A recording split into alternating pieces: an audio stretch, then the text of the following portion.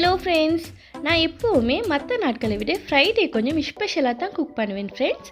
இந்த ஃப்ரைடே என்ன குக் பண்ணிக்கிறேன்னு வாங்க ஃப்ரெண்ட்ஸ் பார்க்கலாம். Welcome to my first recipe.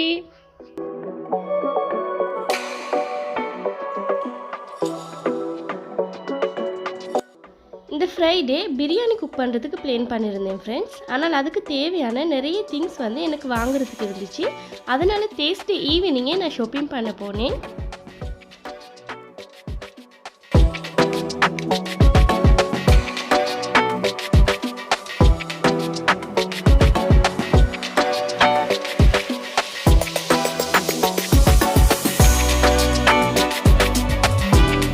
நான் எப்போவுமே ஸ்பெஷலாக குக் பண்ணும்போது டெசர்ட் செய்கிறதா இருந்தால் ஃபர்ஸ்ட்டில் டெசர்ட்டை செஞ்சு வச்சுட்டு தான் நான் மற்ற வேலையை பார்ப்பேன்.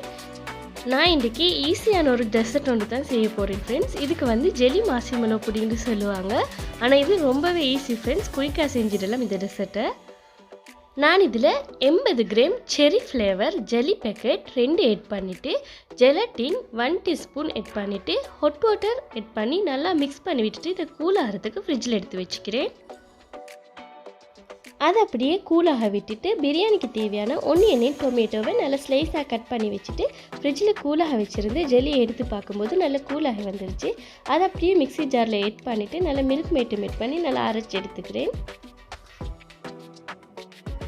நான் இதில் போட்டிக்கிற எல்லா ஃபுட்டு வீடியோவும் தனித்தனியாக அப்லோட் பண்ணிக்கிறேன் ஃப்ரெண்ட்ஸ். உங்களுக்கு ஒழுங்கான ரெசிபி வேணும்னால் நான் இந்த டிஸ்கிரிப்ஷனில் லாஸ்ட்டுக்கு லிங்க்கை கொடுக்குறேன், செக் பண்ணி பார்த்துங்க. மற்றது பெல் ஐக்கான்லேயும் லிங்க்கை கொடுக்குறேன், செக் பண்ணி பார்த்துக்கோங்க ஃப்ரெண்ட்ஸ். இதை அரைச்சதுக்கப்புறமா இந்த மாதிரி ஒரு பவுல் ரெடி பண்ணிவிட்டு நல்லா மிக்ஸ் பண்ணி விட்டுட்டு இதை அப்படியே ஃப்ரிட்ஜில் வச்சுக்கலாம். நான் எப்போவுமே ஃப்ரீசரில் தான் வைப்பேன் திக்காகிறதுக்கு, அது குயிக்காக திக்காகி வந்துடும். அதனால் இப்போ டெசர்ட் ரெடி ஆகிட்டு ஃப்ரெண்ட்ஸ். நான் பிரியாணிக்கு தேவையான மசாலாவை சிக்கன்லேயே ஆட் பண்ணிக்கிறேன். நான் இதில் ஆட் பண்ணின மசாலா என்னென்னு பார்த்தீங்கன்னா biryani masala, cumin powder, coriander powder, turmeric powder, salt, chilli powder, தயிர், சூப் காட்டி, கொத்தமல்லி இலை, புதினா இலை ஆட் பண்ணிட்டு இதை மிக்ஸ் பண்ணி வச்சுக்கலும் வச்சுக்கலும். ஆனால் நான் இதை மிக்ஸ் பண்ண மாட்டேன். இதை அப்படியே வச்சுட்டு பொட்ஸில் அப்படியே கொட்டிடுவேன்.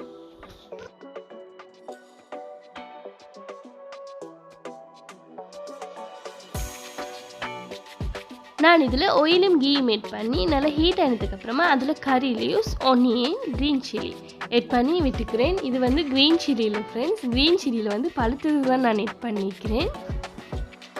Ginger garlic paste, tomato add பண்ணிட்டு அதையும் நல்லா வதங்கினதுக்கு அப்புறமா நான் ஏற்கனவே மிக்ஸ் பண்ணி வச்சுருந்த சிக்கனை இதில் ஆட் பண்ணி வாட்டரும் ஆட் பண்ணி நல்லா வேக வச்சு எடுத்துக்கிறேன். நான் இதில் எல்லா மெஷர்மெண்ட்டையும் இந்த வீடியோட லாஸ்ட்டுக்கும் கொடுத்துட்டு டிஸ்கிரிப்ஷன்லேயும் கொடுக்குறேன், செக் பண்ணி பார்த்துக்கோங்க ஃப்ரெண்ட்ஸ்.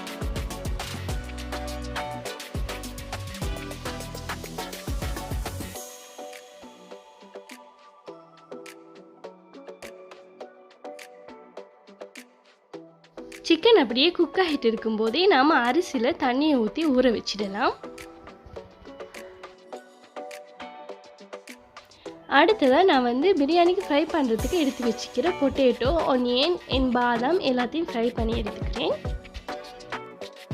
பொட்டேட்டோவில் கொஞ்சமாக மஞ்சளும் தேவையான அளவு சால்ட்டும் ஆட் பண்ணி அதை நல்லா மிக்ஸ் பண்ணி வச்சுட்டு ஃப்ரை பண்ணி எடுத்துக்கிறேன். சில பேர் பொட்டேட்டோவை சிக்கன் குக் பண்ணும்போதே அதில் போட்டு வேக வச்சுடுவாங்க. அப்படி செஞ்சாலும் பிரச்சனை இல்லை ஃப்ரெண்ட்ஸ். ஆனால் எனக்கு ஃப்ரை பண்ணி எடுக்கிறது நல்லா பிடிக்கும், அதனால தான் நான் ஃப்ரை பண்ணி எடுத்துக்கிறேன்.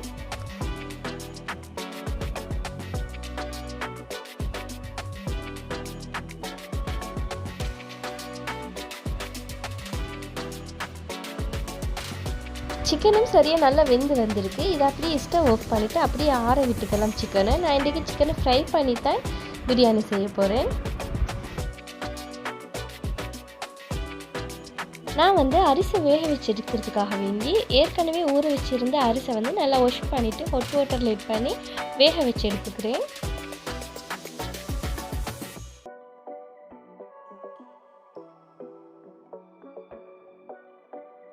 தம் பிரியாணி செய்யும்போது அரிசி மிச்ச நேரம் வேகக்கூடாது ஃப்ரெண்ட்ஸ், முக்கால்வாசி வெந்தாலே போதும். அப்படியே அதை டம்மில் போட்டுக்கலாம். அளவுக்கு மிச்சம் வெந்துச்சின்றால் பிரியாணி குழஞ்சிடும். சிக்கன் கொஞ்சமாக ஆறுனதுக்கு அப்புறமா நான் அதிலிருந்து சிக்கன் துண்டுகளை மட்டும் வேறு எடுத்து ஃப்ரை பண்ணி எடுத்துக்கிறேன். உங்களுக்கு ஃப்ரை பண்ணாமலும் இப்படியே வச்சு தம் பிரியாணிக்கு போடுவோம். மேலும் ஃப்ரை பண்ணினா இன்னும் கொஞ்சம் டேஸ்ட்டாக இருக்கும் ஃப்ரெண்ட்ஸ்.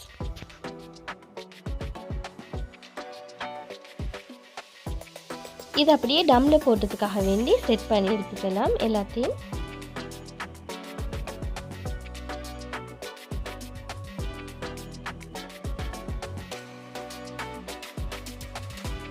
ஃப்ரை பண்ணின சிக்கன் பீசஸ் அண்ட் பொட்டேட்டோ எல்லாத்தையும் இந்த மாதிரி வச்சுக்கிறேன்.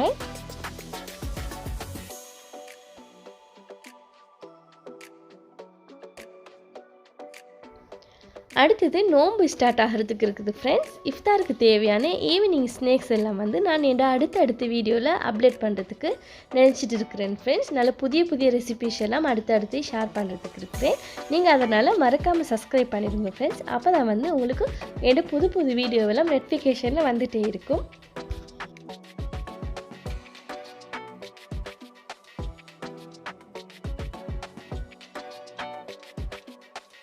நான் இதில் ஆரஞ்சு ஃபுட் கலர் கொஞ்சம் ஆட் பண்ணிக்கிறேன்.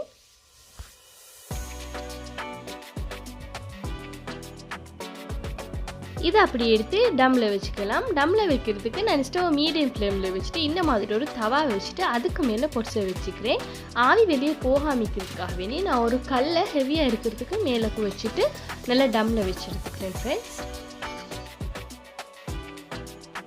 இப்போ வந்து பிரியாணி 30 மினிட்ஸில் ரெடி ஆகிடும் ஃப்ரெண்ட்ஸ். நான் இன்றைக்கி பிரியாணிக்கு சைட் டிஷ்ஷாக வந்து புதினா சட்னி செஞ்சு எடுத்துக்க போகிறேன். இந்த சட்னி சட்டப்படி டேஸ்ட்டாக இருக்கும் ஃப்ரெண்ட்ஸ். நீங்களும் செஞ்சு பாருங்கள், நல்லா டேஸ்டியாகவே வரும். நான் இன்றைக்கி புதினா சட்னி செய்கிறதுக்கு வீட்டிலேயே நல்லா ஃப்ரெஷ்ஷாக பிச்சு எடுத்துக்கிறேன் ஃப்ரெண்ட்ஸ். கூடவே வந்து க்ரீன் சில்லியும் இருந்ததால் ஃப்ரெஷ்ஷாகவே நான் பிச்சு எடுத்துக்கிறேன்.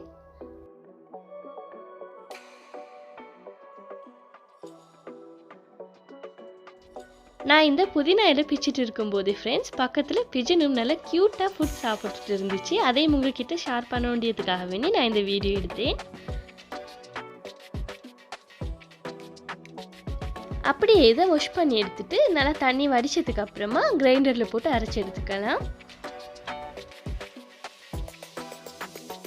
நான் இதில் என்ன ஆட் பண்ணுறேன்னு பார்த்தீங்கன்னா ஃப்ரெண்ட்ஸ், புதினா இலை கொஞ்சம், கொத்தமல்லி இலை கொஞ்சம், மற்றது வந்து வெள்ளைப்பூடு ஒரு துண்டு, இஞ்சி ஒரு துண்டு, திரின தேங்காய் பூ, அடுத்தது கொஞ்சம் வெங்காயம்,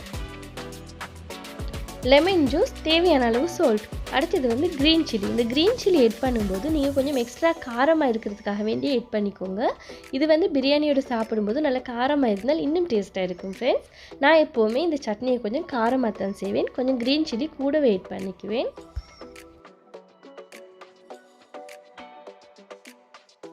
இதில் நான் வந்து கொஞ்சமாக ஆட் பண்ணி அரைச்சதுக்கு அப்புறமா மறுநாளும் ஆட் பண்ணி அரைச்சிக்கிறேன். இது வந்து இந்த மிக்ஸி ஜாரில் இடம் போகிறதுனால நான் அந்த மாதிரி அரைச்சி எடுத்துக்கிறேன். இதை நல்லா அரைச்சி எடுத்தாலே சட்னி ரெடி ஆகிட்டு ஃப்ரெண்ட்ஸ். இது நல்லா டேஸ்டியான சட்னி தான். நீங்களும் ட்ரை பண்ணி பாருங்கள் மறக்காமல், நல்லா டேஸ்ட்டாக வரும்.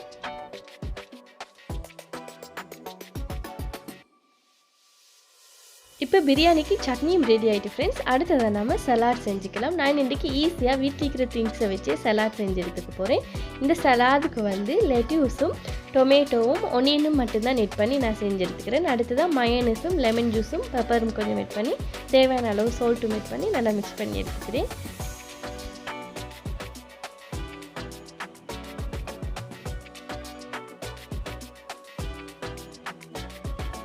இதெல்லாம் நான் செஞ்சுட்டு இருக்கும்போதே 30 மினிட்ஸ் ஆகிட்டுது ஃப்ரெண்ட்ஸ். அப்படியே டம்மில் வச்ச பிரியாணியை வந்து நம்ம செக் பண்ணி பார்த்துடலாம். இது ஓப்பன் பண்ணதுமே இதோட ஸ்மெல் வந்து அந்த அளவுக்கு சூப்பராக இருக்குது ஃப்ரெண்ட்ஸ். இது அப்படியே சாப்பிடணும் போல இருக்குது. அந்த அளவுக்கு டேஸ்ட்டாகவும் வந்திருக்கும்னு நம்புகிறேன் ஃப்ரெண்ட்ஸ். இதை அப்படியே நான் சேவ் பண்ணுறதுக்காக வேண்டி பிளேட்டில் மாற்றிக்கிறேன்.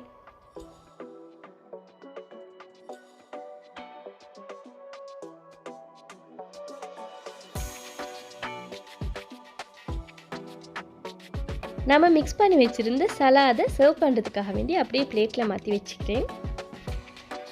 இங்கே நல்லா சம்மராக இருக்கிற சொட்டி நான் ஓட்டருக்கு நல்லா ஐஸ் க்யூப் போட்டு நல்லா கூலாகவே வச்சுக்கிறேன். இப்போ என்ன ஃப்ரைடே ஸ்பெஷல் ஃபுட் வந்து நல்லா சூப்பராகவே ரெடி ஆகிட்டு ஃப்ரெண்ட்ஸ். நான் இதை அப்படியே சர்வ் பண்ணுறதுக்காக வேண்டி டேபிள் அழகாக அரேஞ்ச் பண்ணி வச்சுக்கிறேன் ஃப்ரெண்ட்ஸ்.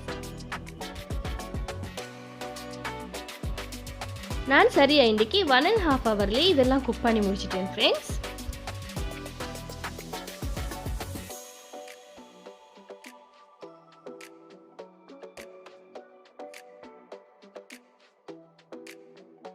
டெசர்ட்டும் நல்லா திக்காக வந்திருக்கு ஃப்ரெண்ட்ஸ். அதை கொஞ்சம் நான் டெக்கரேட் பண்ணுறதுக்காக வேண்டி இதில் நட்ஸ் கொஞ்சம் ஸ்ப்ரெட் பண்ணிவிட்டு செரியும் வச்சு எடுத்துக்கிறேன்.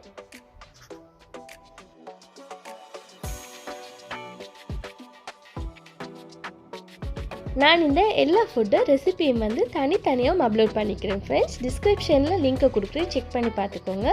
பெல் ஐக்கான்லேயும் லிங்க்கை கொடுத்திக்கிறேன் ஃப்ரெண்ட்ஸ், செக் பண்ணிக்கோங்க. உண்மையிலேயே வந்து இந்த பிரியாணி அந்த அளவுக்கு சட்டப்படியாக நல்ல டேஸ்ட்டாக இருந்துச்சு. இந்த பிரியாணியோட சட்னி வந்து செம்ம டேஸ்ட்டாக இருந்துச்சு ஃப்ரெண்ட்ஸ். நீங்களும் ட்ரை பண்ணி பாருங்கள், நல்ல டேஸ்ட்டாக வரும். உங்களுக்கு வந்து அவசரமாக யாராலும் வீட்டுக்கு வாரேன்னு சொன்னால் குயிக்காக டெசர்ட் செய்கிறதுக்கு நீங்கள் இந்த டெசர்ட்டை செஞ்சு பாருங்கள். நல்ல டேஸ்ட்டாகவும் இருக்கும், நல்ல ஈஸியாகவும் செஞ்சிடலாம் ஃப்ரெண்ட்ஸ். என்னுடைய சேனல் உங்களுக்கு பிடிச்சிருந்தால் ப்ளீஸ் ஃப்ரெண்ட்ஸ் லைக் பண்ணுங்கள், ஷேர் பண்ணுங்கள், கமெண்ட் பண்ணுங்கள், மறக்காமல் சப்ஸ்கிரைப் பண்ணுங்கள். தேங்க்ஸ் ஃபார் வாட்சிங்.